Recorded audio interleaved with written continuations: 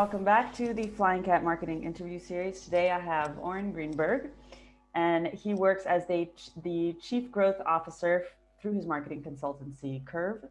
And Kurve helps enterprise clients and ambitious funded startups navigate the complexity of growth via digital marketing. Thank you so much for joining me today, Oren.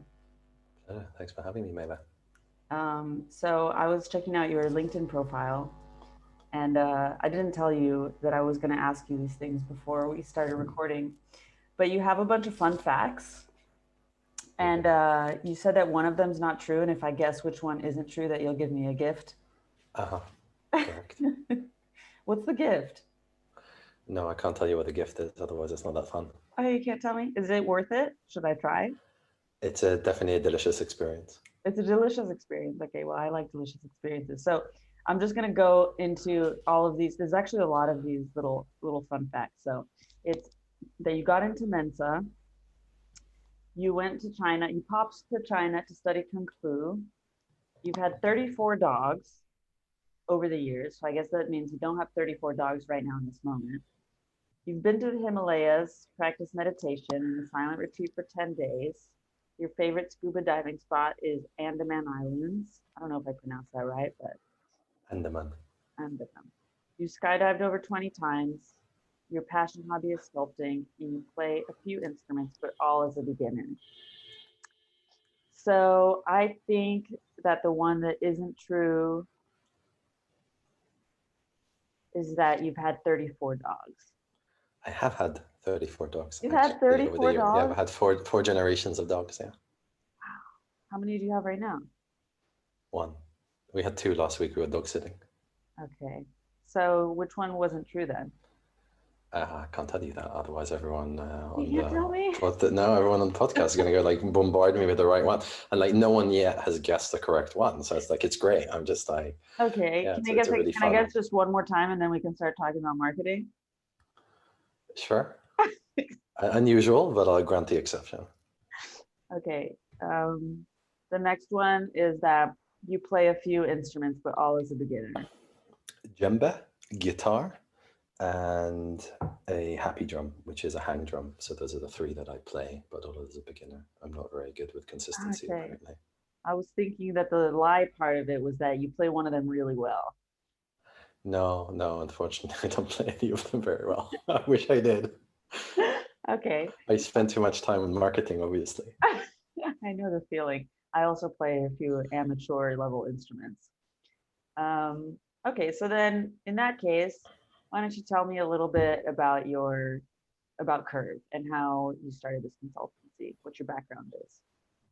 Sure. So I worked in-house for multiple VC businesses over the years, and about 6-7 years ago, I decided to go solo. I think it's a personality type thing, right? When more freedom and autonomy, and work remotely from Bali, which is a very sweaty experience and is much more romantic than it sounds, but still pretty cool, still pretty fun to try that out. And then I opened up my own consultancy agency, and I think it happened organically. I was just getting a lot of like referral for word of mouth and people asking for help and support.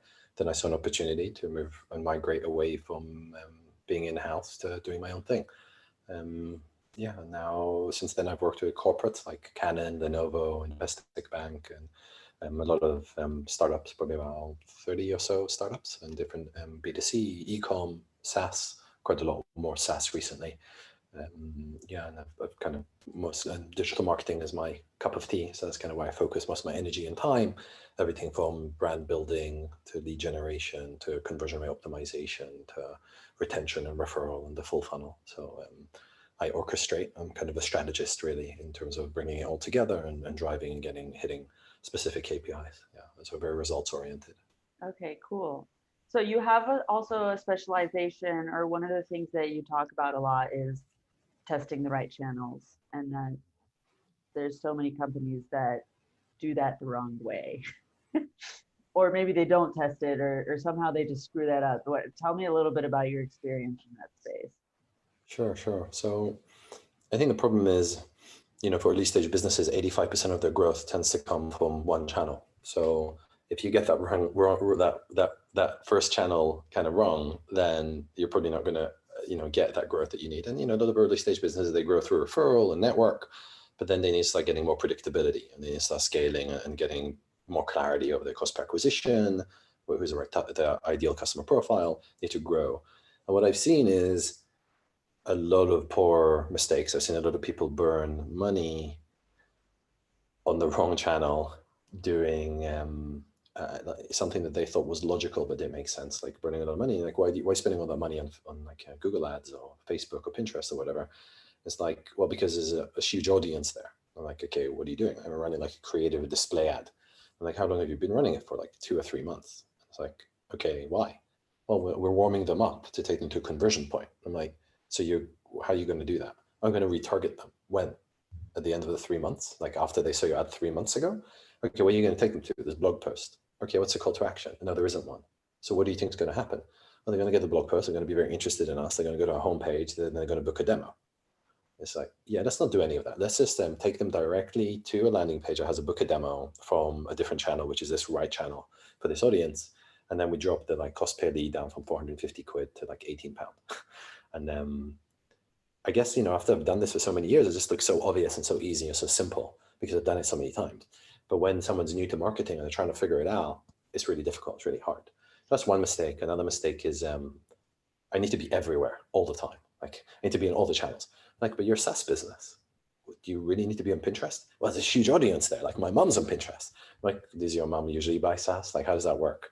So, it's like, but we know we need to build a brand. Like, what does that mean? We need to be everywhere to everyone. And I'm like, no. Like, who exactly is going to benefit the most from your audience? Like, which audience is the right fit for you? Let's go just double down on that specific audience. And then there's resistance to that because the idea of building a brand and broadcasting and multiple channels, but that's a pretty common one that I see. And I need to kind of really go much deeper into explaining and educating on like identifying the pain point, getting the benefits right, and how to nurture them and then find the right channels for them. So at what point, how can you identify when you're picking the wrong channel? For example, some channels give return a lot faster or a lot slower than other channels. How can you identify when it's either that the channel is wrong or that you're just doing it wrong in that channel? Yeah. Initially, you don't know because you don't know what the cause is, right? You don't know the variables. So if you're constantly burning money on a channel that's not delivering a result, it's probably like something's wrong. It's either going to be the execution or it's going to be that channel. Now, when we say some channels take short time and some channels take long time, that's partially correct in the sense that, for example, SEO can take a long time to get the ranking and you can build up and it takes a long time. But if you think about it, SEO traffic and PPC traffic is the same source of traffic. It's people going and typing into Google. So can't you just set up a Google Ads campaign, run that for a week and see if you're getting leads? And if you can, then great, invest in SEO. But if you can't, why wait 3 years to find out it was the wrong channel? It's like almost any channel can be validated through paid advertising in a shorter time frame. Not all of them. Some are much more tricky, like community, right? Going and infiltrating communities and leveraging them. You can't really do paid ads for that. But the truth is, are you really going to get predictable scaling users from a community-based growth strategy? Like I've never seen a business grow to 1 million users. So like, 10 million revenue from community posting in Facebook. Like I've never seen that. Is it possible? Maybe. Skeptical. Definitely skeptical for a B2B SaaS business. So I think when it comes to execution, the truth is that's where experts come in. That's why you have people who are specialists and you bring them in and they tell you you're doing it right, you're doing it wrong. I rarely see experts go wrong with execution. It's unusual for me. What I usually see if an expert isn't performing, it's the wrong channel, right? So that's like the only combo I see that is not performing well. I think there's deeper issues as well. Sometimes it's the wrong product, right? It's like you keep testing different channels, but the assumptions around the product utility or the value, it's like the pain for the customer is not really there. And that's where it comes down to the product market fit. And I think a lot of businesses raises money too prematurely before they have enough traction And that's a common mistake that I see with early stage businesses. Yeah, I mean, there's a lot of variables here, a lot of variations of challenges with this. Yeah, because something that you mentioned before as well, even if they're driving traffic to a page, they might not have that page optimized properly for conversion. Yeah, maybe they get people there, but then how do they get them again? How do they get them to contact them, to buy, to purchase? Because there's so many different conversion channels, and what I struggle with sometimes is trying to decide what kind of CTA to put on the web page. Like, I guess it depends on the kind of content that you are creating, the kind of content that you're driving traffic to. If you're actually trying to optimize for demo requests or opting into the email list, but those kind of things also play a role in how the channel is, or how that kind of content is performing in the channel, because it might not be the right or wrong channel for the product itself, but it could be the right or wrong channel for the conversion pathway. Yeah, so I'd say channel. So I'd say if you think about the way things go wrong, they go wrong on the channel level, they go wrong on the audience level, they go wrong on the message that you're communicating, and then on the conversion funnel. And those are the four main areas that tend to go wrong. Sometimes it happens lower down, like in reporting, and like the measurement is broken or something. But generally, one of those four components, or all four, are wrong. And it's like a jigsaw. It's like the pieces, you don't have a full picture until you get all the pieces right, and some of them can go wrong. But with the CTA, generally, it needs to be the highest value with the lowest friction.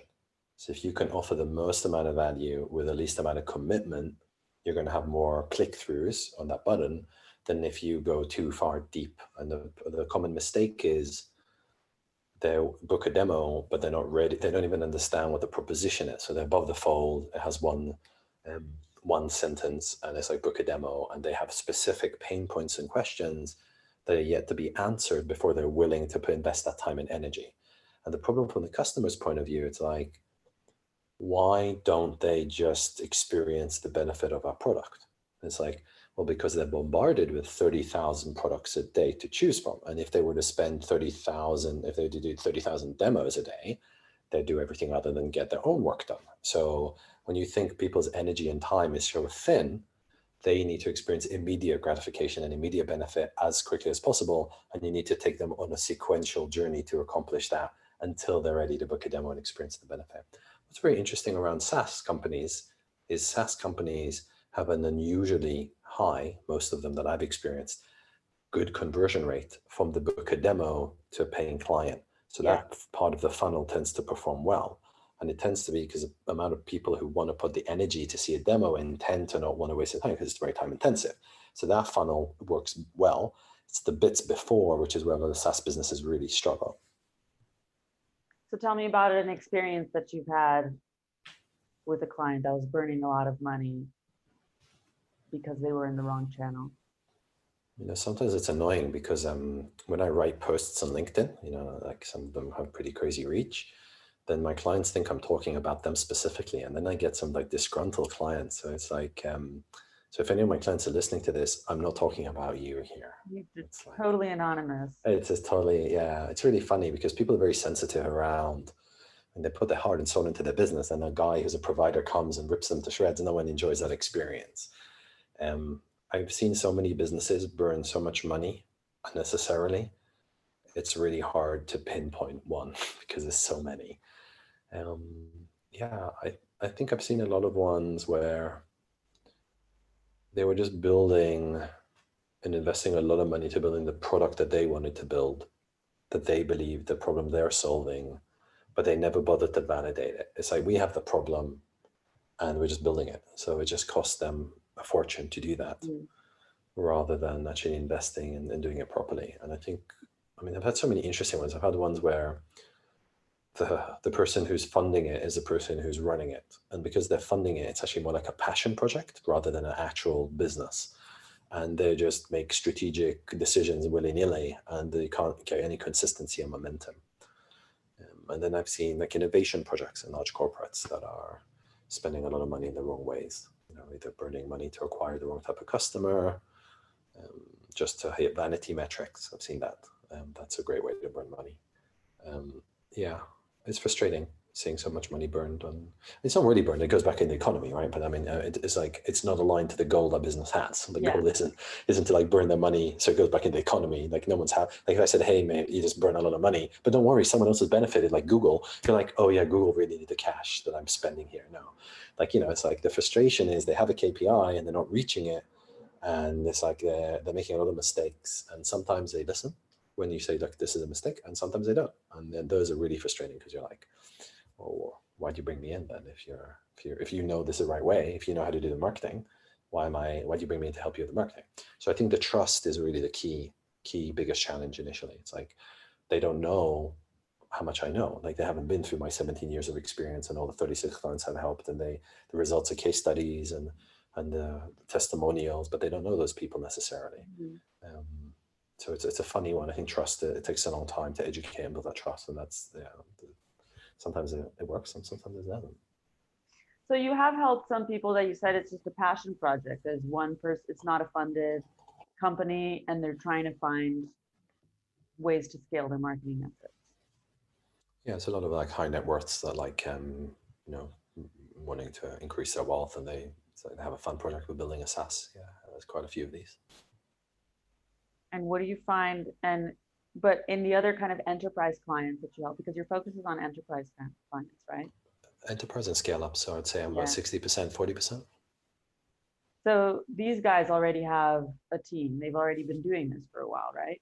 They're already past the stage of product market fit. No, one of the ones I joined had like a team of 38 and they're burning a lot of money and they were acquiring the wrong type of customers and the revenue relative to burn was insane. And it got shut down eventually because someone, like a change in senior management came in and he like, you're burning all this money. What are you showing for it? It's like, well, we got all this like great, cool, like, ideas. And it's like, no, but we don't only have ideas. We also have these teams, but your teams are doing like 9 different things. Like 36 people is enough people to build one thing really well, but 9 different things really well, like no way. And you haven't even cracked that one thing. So why are you doing 9?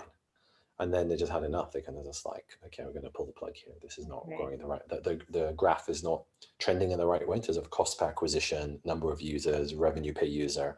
None of the key metrics were trending in the right direction. They were all like heading the wrong direction. So they were like, okay, look, this is not performing. Let's pull the plug. So I've seen that, yeah. So they pulled the plug on the whole company. Yeah, because for the it's really funny for the M&A businesses. Yeah, like when you go through an M&A process, and your goal, you're doing like 100 mil revenue a year, you're doing like 500 mil a year, you're doing 2 billion a year. Your goal is to increase your total annual revenue by like anywhere between 2 and 10%. So that's still, if you're doing 2 billion, you need 200 mil. If you're doing 200 mil, you need 20 mil. These startups, it's very hard to take a startup from 0 to 20 mil in 18 months. It's like, I've seen a few of these. It's really, really like, we're like, no, we're going to build Facebook. And I'm like, no, I don't think you understand. There's only like 81 unicorns in the world. And like, think about how many tens of millions of businesses there are. Your probability of incubating this successfully is really low. So, one business was actually showing all the right metrics. It was going the right direction. But for that business, they just closed it down and bought another business for like 50 mil because it was so much easier to just buy this other business. That was like a failed attempt anyway. They bought it, didn't work out. So it was a great way to burn 50 mil. But anyway, so they were like, why are we spending all this time and energy trying to build it ourselves? And you can just go and buy this ready-made business of 50 mil. And then it helps us hit our larger target. So for a lot of the M&A, these are not real businesses like bootstrapped founders who are passionate about solving a problem. This is like a different mindset. It's a mindset where, I need to add 50 mil this year to my P&L. How do I do that? So they buy it for vanity, or they buy it because they want to look cool internally, or they want to show that they're innovative, or they want to show that they're genuinely passionate about it. A lot of the people in corporates, they're entrepreneurs stuck in suits. They have a lifestyle. They want to build cool stuff. They're sick of internal politics. They're like, hey, let's go buy a startup. This is going to be fun. And they're really quite successful, So I've seen that as well. I've seen quite a mix. And some of them are genuinely super passionate about innovation and competitive advantage, and they invest properly. So it's not all like they're not all clowns in suits. Like some of them are really incredibly smart and capable and invest properly, and This is very difficult, like it is for a startup founder or someone in a larger business incubating a small business inside a giant. So yeah, I've seen quite a few now. Cool. So let's say that I'm a startup founder and I want to do this the right way. And I want to say, okay, I'm going to start and test these marketing channels so that I'm not making all of these big mistakes. How should I start?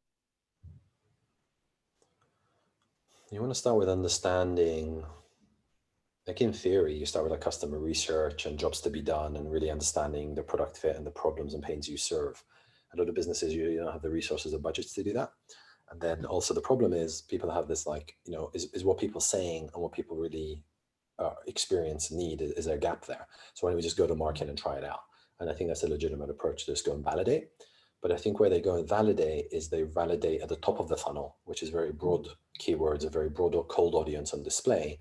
And I consider Facebook to be display, rather than bottom of the funnel, people in a need state who are really actively looking for that problem or solution and needs to go for that company. So they need to identify who the audience is, where does that audience live, and identify how to get them to the bottom of the funnel with the problems that they specifically solve. And then you build up from there. When you hit that, you start going middle of the funnel, then top of the funnel. But now it's like done in reverse, usually. Yeah. Because they don't realize how long it takes to educate a market that's not familiar.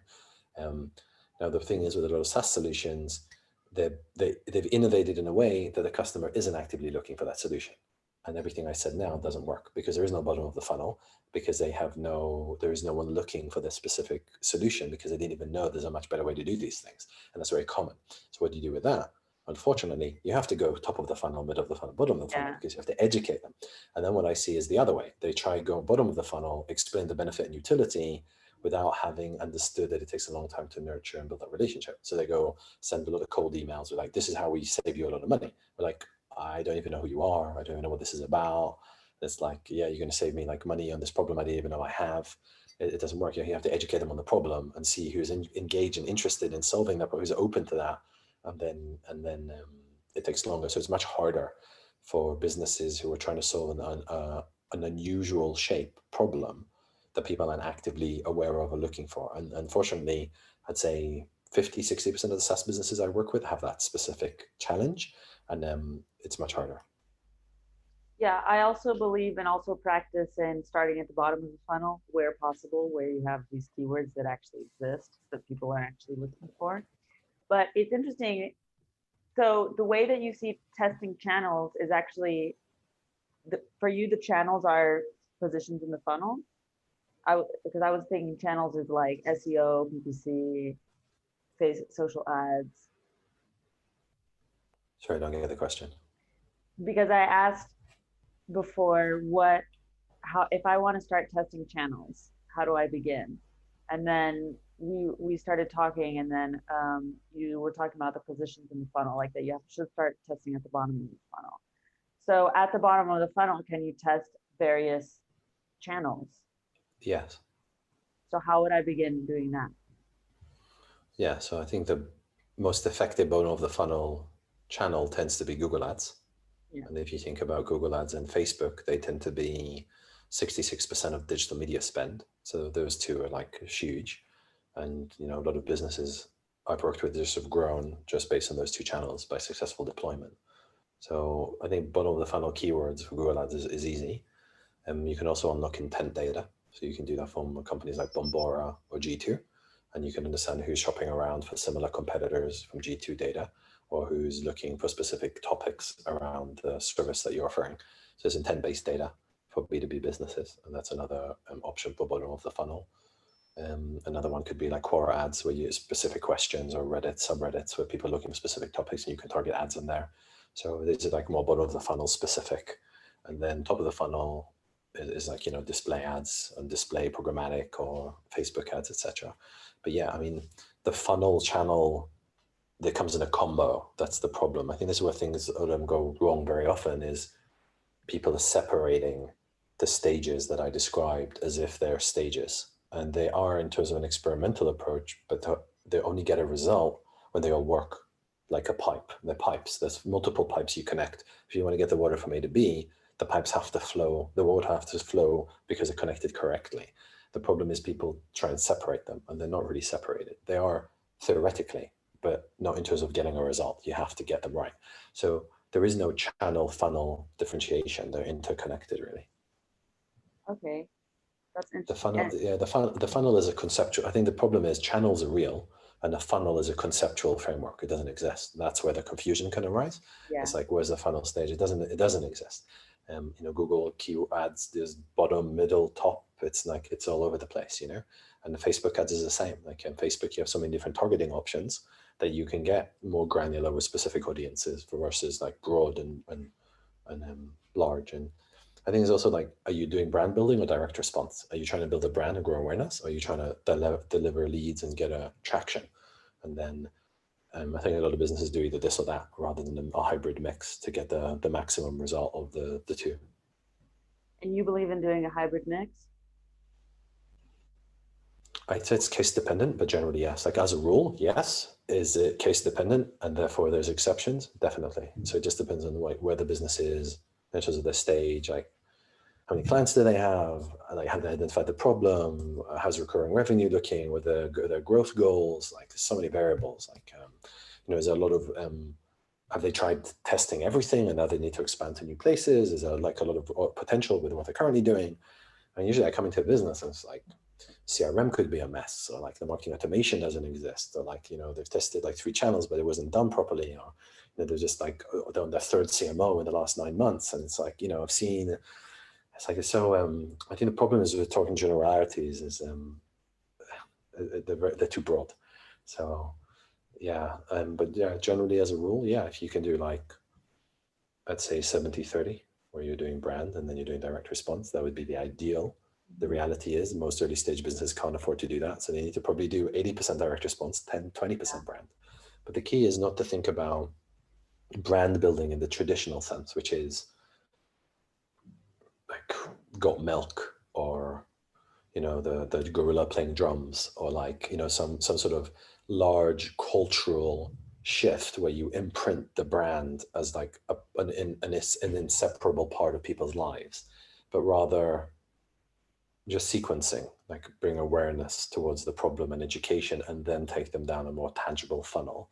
And the truth is, unless you're at your C round, D round, you shouldn't be investing in brand building or traditional brand building, because you're not going to have enough money to have a meaningful impact. Like, you're not going to reach enough people and spend enough cash to build enough awareness around the brand. And if you're SaaS, you'll probably never have enough money, and you should probably never do it. And evidence of that is you don't see TV ads for HubSpot. You don't see TV ads for MailChimp. But you do see taxi ads for Slack, which is interesting. You do see above the line. And that's great. When you IPO, you can go spend the money to build a brand, because that's what they do. But they didn't spend money on taxis before they had the IPO, as far as I'm aware. Or maybe if they did, it was close to that range. But do you think Slack at A round, B round, C round was spending money on taxis in central London? I guarantee they didn't. Yeah.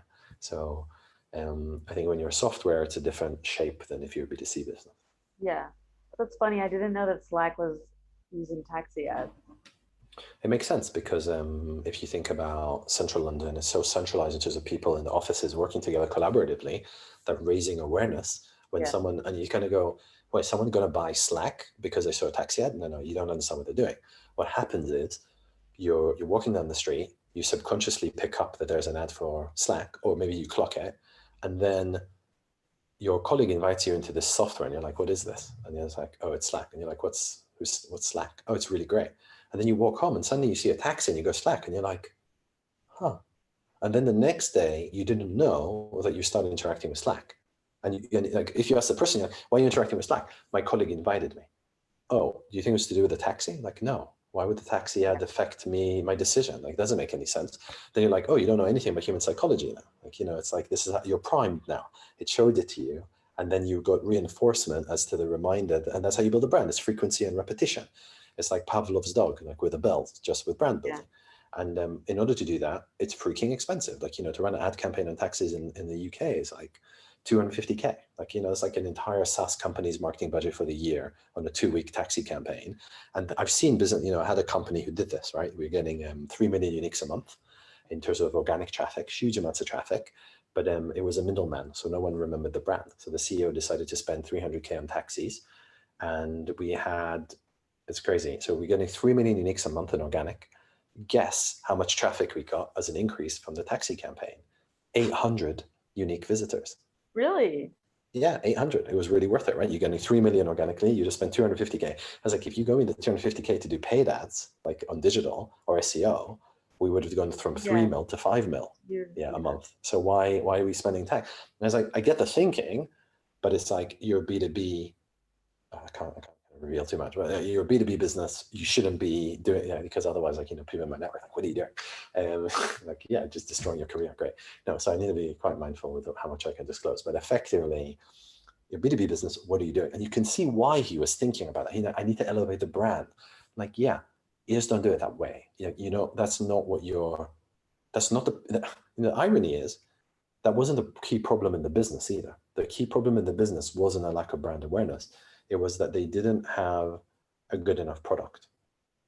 And it's like, why not spend all of that money in R&D, or spend all of the money in engineering and design, get the best brains and minds in the business and senior, like, external specialists to come in to really solve what matters, which is that the product just wasn't there. And it was, I mean, that company obviously shrunk. They went like huge, 250 people, then they shrunk massively. They burned through all the VC money. I think they're still around. So at what point do you realize, after you've tried so many channels, after you've tried a lot of things in marketing, and at what point do you realize this isn't about marketing, this is the product? How does that click for you? Yeah, referral, retention. Yeah, I think those are the two best NPS. Yeah. You got it. Yeah, you know it. You know when the product is loved. You know when a product is good. I mean, often I come across a SaaS business which has an amazing product, but like, it's so hard to find the audience, or it takes so long to find the audience, or they don't understand how to build the brand. They don't understand how to grow awareness for their audience in the right way.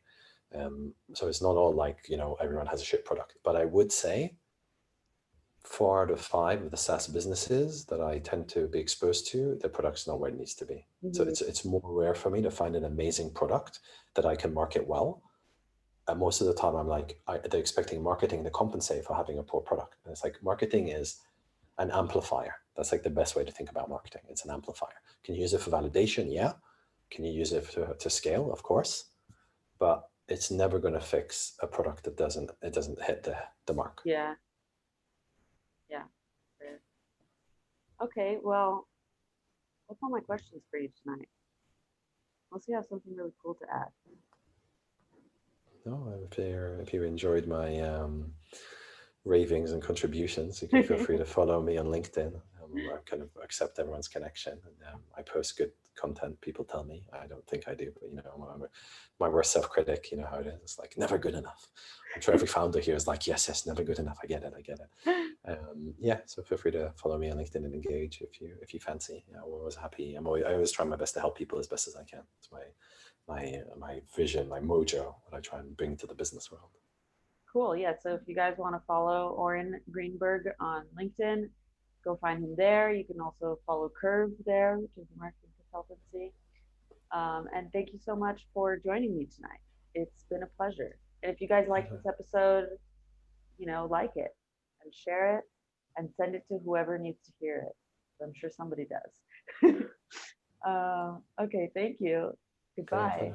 Cheers. Bye.